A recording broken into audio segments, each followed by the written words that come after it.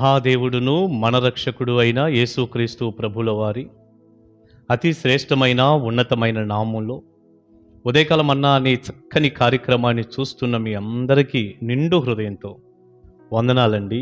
దేవుని మహాకృప మీ అందరికీ కూడా తోడై ఉండునుగాక. ఎలా ఉన్నారు? దేవుని కృపలో అందరూ క్షేమమే కదా?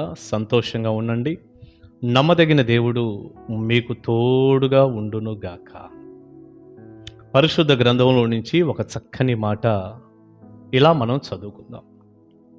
ప్రియులారా, రోమాపత్రిక 5వ అధ్యాయం 20-21 వచనాలు కలిసి ఉన్నాయి. ఆ వచనాల నుండి చివరి 2 లైన్లు నేను ఇలా చదువుతాను.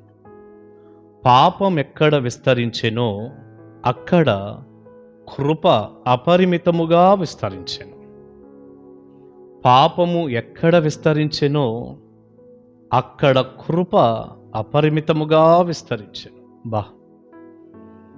పాపము విస్తరించిన స్థలంలో దేవుని కృప అపరిమితంగా ఉందట. ప్రియులారా, ఈనాడు చాలా మందిని పాపంలో ఉన్నవారిని మనం చూస్తాం, చెడులో ఉన్నవారిని చూస్తాం. ఆ పాపాన్ని విడిచి ప్రభు తట్టు వారు తిరగరు. ఇంకా పాపం విస్తరిస్తూ ఉంటుంది, ఎక్కువ చేస్తారు. బయట ఉన్నవారు అలా చేస్తున్నారు. చాలాసార్లు సంఘాల్లో ఉన్నవారు కూడా చెడులో పాపములో ఉండటం మనం గమనిస్తాం. రక్షణ పొందాము, మందిరానికి వస్తున్నామని చెప్పుకునేవారు కూడా కొన్ని తప్పిదాల్లో చెడుల్లో పడిపోవటం, పాపంలో పడిపోవటం మనం గమనిస్తాం. అయితే ఈ వచనం ఏమంటుందంటే, అలాంటి పాపుల పట్ల దేవుని యొక్క కృప అపరిమితంగా ఉందట. అపరిమితమైన దేవుని కృప. ఆయన కృప చూపుతున్నాడు.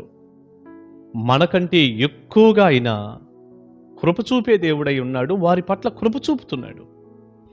ఎందుకు ఆ కృప చూపుతున్నాడు?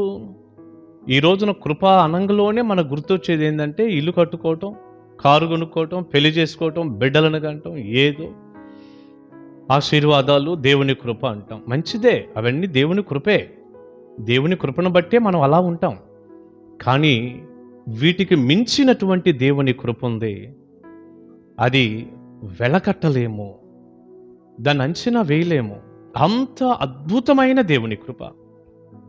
ఏంటి ఆ కృప అంటే, పాపము విస్తరిస్తున్నటువంటి స్థలంలో దేవుడు తన కృపను చూపిస్తున్నాడు.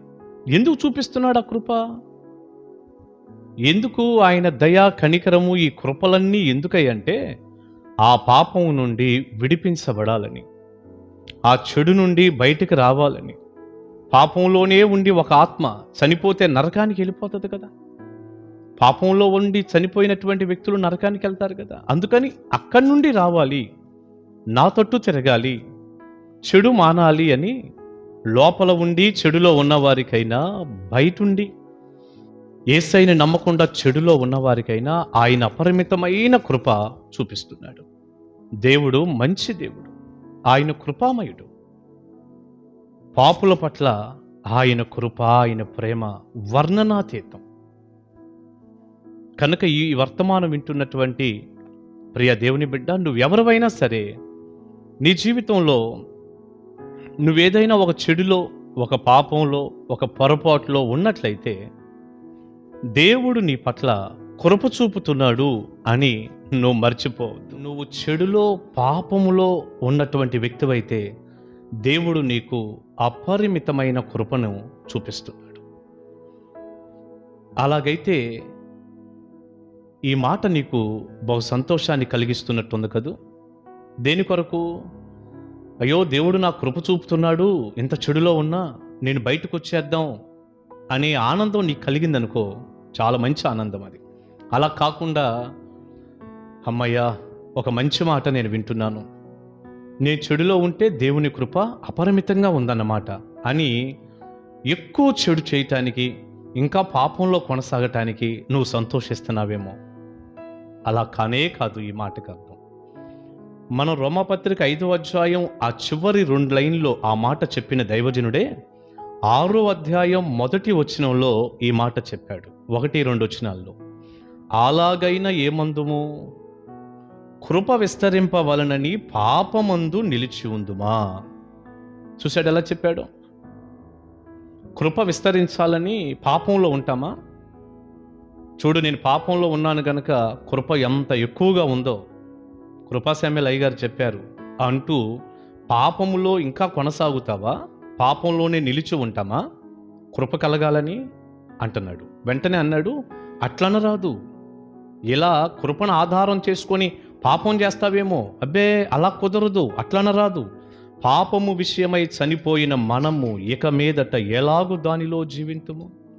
నువ్వు రక్షణ పొందావు, పాపం విషయంలో చనిపోయావు, లోకానికి వేరయ్యావు, సాతానుకి వేరయ్యావు, పాపానికి వేరయ్యావు. పాపం విషయంలో చనిపోయిన మనం ఇక మీదట దానిలో ఎలా జీవిస్తాము అన్నాడు. మరి బిడ్డ, కృపను ఆధారం చేసుకొని పాపం చేసుకుంటా వెళ్ళమని కాదు. దేవుడు క్షమిస్తాడులే, కనికర సంపన్నుడు, కనికరిస్తాడు, నేను ఏ చెడులో ఉన్నా ఏం పర్లేదు, దానికోసం కాదు ఈ కృప. గుర్తుపెట్టుకోండి, ఈనాడు చాలామంది ఇలాగే తయారయ్యారు. కాదు, దేవుని కృప మనల్ని బయటికి రమ్మని పిలుస్తుంది, ఆ చెడు నుండి దేవుని తట్టు మల్లుకోమని పిలుస్తుంది. నువ్వు పొందిన రక్షణ భయంతో వణుకుతో కొనసాగించుకోమని దేవుని కృప మనల్ని పిలుస్తుంది. అనేక మంది ఈ కృపామయుడి దగ్గరికి వచ్చి రక్షణ పొందాలని బయట ఉన్న వారిని కూడా ఈ కృప పిలుస్తుంది. దేవుడు కృప చూపుతూ పిలుస్తుంది. అందుకే పాపాన్ని వదిలేయి, పాపము వలన వచ్చు జీతం ఎప్పటికీ మరణమే. వదిలేయి, ఉన్న పాటున ఆయన నీకు చూపించే కృపను కాళ్ళదన్నుకోకుండా ప్రభు దగ్గరికి వచ్చి నన్ను క్షమించయ్యా అని అడిగి సరిచేసుకొని ముందుకు వెళ్ళు. తప్పకుండా దేవుడు నిన్ను దీవిస్తాడు. నేడో రేపో యేసయ్య రాబోతున్నాడు. పరలోక రాజ్యం మన సొంతం. దైవ దీవెన ఆశీర్వాదాలు నిండారులుగా మీ అందరికీ ఉండును గాక. ప్రార్థన. పరిశుద్ధుడా, ప్రేమగల తండ్రి, విత్తబడిన సందేశం మీ పిల్లలకు దీవెనకరంగా చేయండి అయ్యా. పాపము ఎక్కడ విస్తరించెనో కృప అక్కడ అపరిమితంగా విస్తరించింది. నువ్వు కృప చూపే దేవుడు. మీరు కృప చూపుతున్నారు కదా అని మేము పాపంలో కొనసాగి నష్టపోకుండా మీ కృపను ఆధారంగా చేసుకొని, దేవుడు ఇంకా నా పట్ల కృప చూపుతున్నాడు కదా, నేను ఈ చెడులో ఎందుకు ఉండాలి అంటూ పాపం విషయంలో చనిపోయి అయ్యా మీ కొరకు మీ విషయంలో జీవించుటకు ప్రతి బిడ్డకు సహాయం చేయండి. ఈ వర్తమానపు దిశగా ప్రతి ఒక్కరిని ఆశీర్వదించండి, తోడుగుండండి, వారి అవసరాలు తీర్చండి. యేసు నామాని ప్రార్థన మనవులు అడుగుచున్నాను తండ్రి. Amen, amen. God bless you. దేవుని కృప మీకు తోడై ఉండును గాక. ఆమేన్. కలుసుకుందాం ఉదయకాల మన్నాలో.